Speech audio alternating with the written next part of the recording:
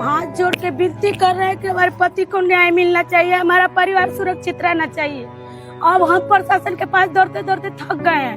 हम हाथ जोड़ के रो के विनती कर रहे हैं कि रात दिन हम कला में जी रहे हैं। मेरा दुनिया उजाड़ दिए हैं वो लोग, बिना गुनाह के मेरे पति का हत्या कर दिए लोग। सिवान के चर्चित डबल मर्डर केस में पीड़ित परिवार एक बार फिर न्याय की गुहार लगा रहा है। 11 जनवरी 2024 को प्रॉपर्टी डीलर रोहित कुमार उर्फ धर्मेंद्र और उसके साथी कालीचरण की गोली मारकर हत्या कर दी गई थी। गुंजा देवी हमारे पति की हत्या कर दिया गई 2024 में। 2024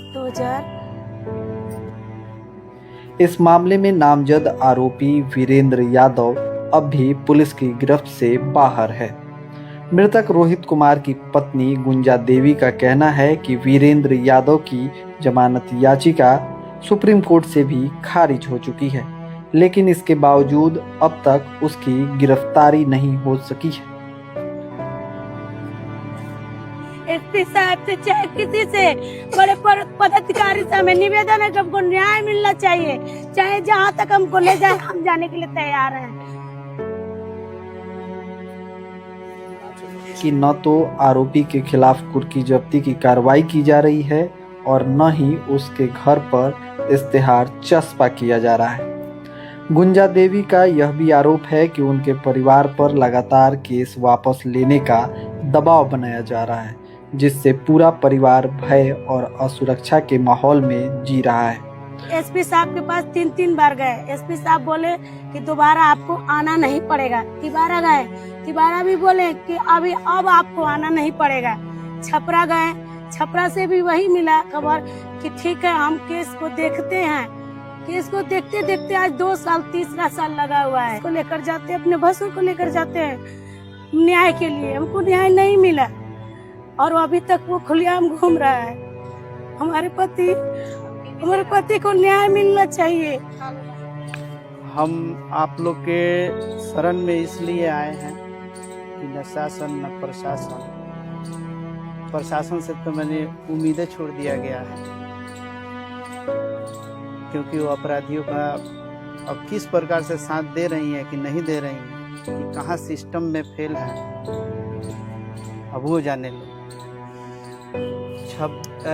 11 जनवरी 2024 को मेरा भाई धर्मेंद्र और उसके दोस्त कालीचरण महापुर में गए थे।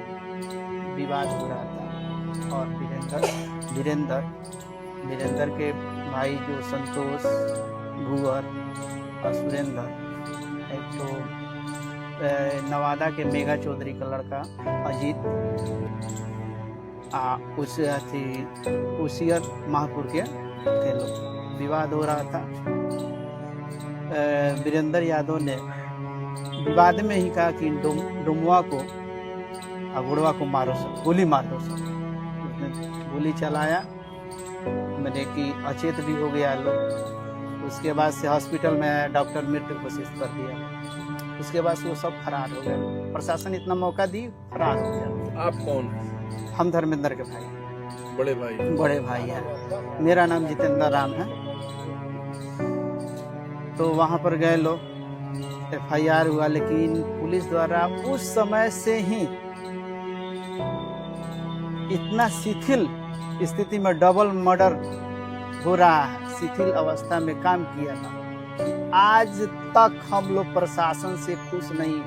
6 आदमी अभियुक्त था, तो 4 सिलेंडर किया है, 1 गिरफ्तारी हुई। साजिशकर्ता वीरेंद्र यादव जो है आज तक फरार है। फरार कहा जाए, वो अपने घर पर रहता है। पुलिस प्रशासन को पता चलता है तो हम लोग भी कभी कहते हैं कि इस वक्त समय है, तो हम इतना देर में आते हैं। तो कोई अपराधी बताइए कि 10 मिनट पुलिस का इंतजार करेगा कि हाँ आकर हमको पकड़ के ले जाए। उसमें क्या, कोई कार्रवाई नहीं हो रहा, कोई कार्रवाई नहीं रहा है। मुजरिम घूम रहा है, धमकी दे रहा है। हमारा वहाँ पर कालीचरण घर भी बनवाया, जाते हैं वहाँ धमकी मिलता है।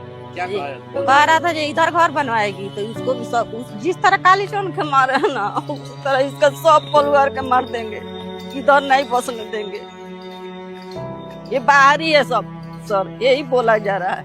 हम उनकी भाभी हैं। वही खर्चा चलाते थे हमारा। कोई हमारा हस्बैंड का दिमागी हालत ठीक नहीं रहता, वही हमारा 4 बच्चा के खर्चा चलाते थे। वही सब हमारा खर्चा थाली छीन लिया है बच्चों को। बेटी है, कोई 1 रुपया नहीं ना बेटी की शादी कर पाए ना। भाड़ा पर रहती हूँ, 5000 भाड़ा देती। कोई नहीं है हमारा आगे पीछे। उसका दुनिया ये वीरेंद्र यादव छीन लिया, उसका संतोष यादव छीन लिया, ओसियर यादव छीन लिया, सुरेंद्र यादव मेगा चौक के बेटा, वो अजीत यादव सब मारा। वही मारा, हम आँखी से देखे हैं अपना। वही घर पर थे जब तक हाला गुली हुए ना। जब गए थे तो गाड़ी गरज कर था, डोमचा मार के मार दो, हम देख लेंगे इसको। बोला मार दी, तब इन लोग भागने की कोशिश किए, भागे तो गोली चलने लगा। हम उधर छुप गए, छुप के सभी देख रहे वीरेंद्र यादव गोली चला रहा है, ओसियर यादव गोली चला रहा है।